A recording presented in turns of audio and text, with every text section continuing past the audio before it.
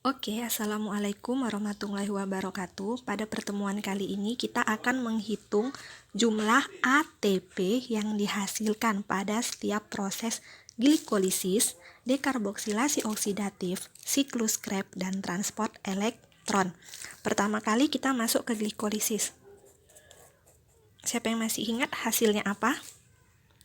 Ya, ada 2 asam pirufat, baru ada 2 NADH dan 2 ATP. Baru ada dekarboksilasi oksidatif. Hasilnya apa? 2 asetil koenzim A, baru 2 NADH dan 2 CO2. Baru ada siklus Krebs. Hasilnya apa siklus Krebs? 6 NADH, baru ada lagi 2 FADH2, baru ada lagi hasilnya 4 CO2 dan 2 ATP. Nah, ini kenapa 6 jadinya? Gitu kan? Ini kan 2. Gitu, simak ya proses-prosesnya di siklus yang Miss jelaskan di video itu. Kenapa dia bisa jadi 6? Nah, semula di siklus Krebs itu dihasilkan 3 NADH. Karena yang masuk 2 asetil, berarti 3 kali 2 berapa? 6. Makanya dibuat 6 NADH. Paham sampai sini? Kenapa hasilnya 6 NADH? Oke, selanjutnya di transport elektron. Nah, masih ingat kan pernyataan mengenai transport elektron, di mana satu molekul NADH ketika memasuki ATP sintase, hanya ini akan terurai menjadi 3 ATP. Lalu, kalau FADH2 masuk ke ATP sintase, dia akan menghasilkan 2 ATP. Ingat konsepnya ya. Nah, selanjutnya yuk kita hitung dulu berapa jumlah ATP yang dihasilkan pada transport elektron. Nah, pertama sekali kita ingat, di transport elektron itu terjadi perubahan NADH dan FADH2. Yuk kita hitung yuk, ada berapa sih NADH dan FADH2-nya? Pada glikolisis, NADH-nya ada berapa? 2. Ingat ya, ada 2. Pada dekarboksilasi ada berapa? Ada 2. 2 tambah 2 berapa? 4. Pada siklus Krebs ada berapa? 6. Tambah 6, 10.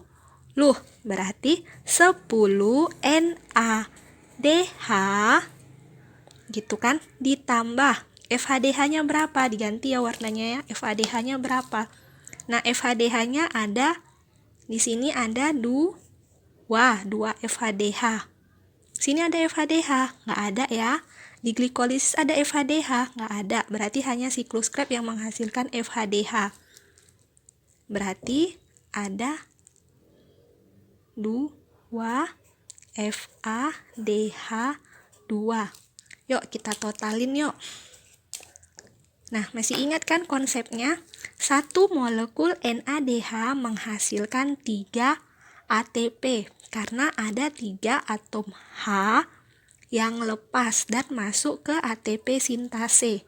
Jadi kita kalikan aja 10 kali 3. Gitu kan, ada berapa? 30. Lalu kalau pada FADH, pada FADH2, lalu kalau pada FADH2 ada berapa? Ada 2. Ada 2 ATP. Berarti 2 kali 2 ada 4. Menghasilkan 34 ATP. Nah, inilah makanya dibilang pada transport elektron dia menghasilkan ATP yang paling besar, yaitu 34 ATP dibandingkan yang lainnya. Jadi kalau muncul pada soal, misalnya pada bagian berikut, yang manakah yang merupakan penghasil ATP terbesar?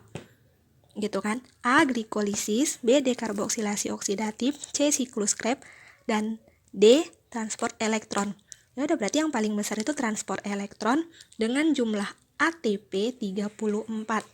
Yuk selanjutnya kita hitung yuk dari glikolisis, dari dekarboksilasi oksidatif, siklus Krebs, dan transport elektron ada berapa ATP-nya. Yang pertama, glikolisis.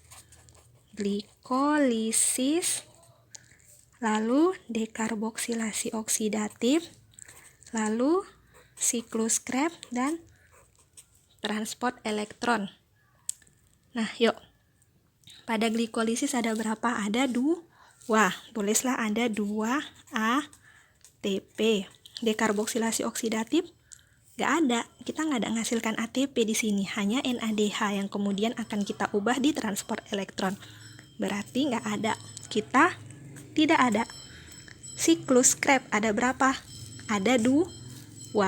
Nah, kalau transport elektron ada berapa? 34. Yuk kita jumlahin yuk.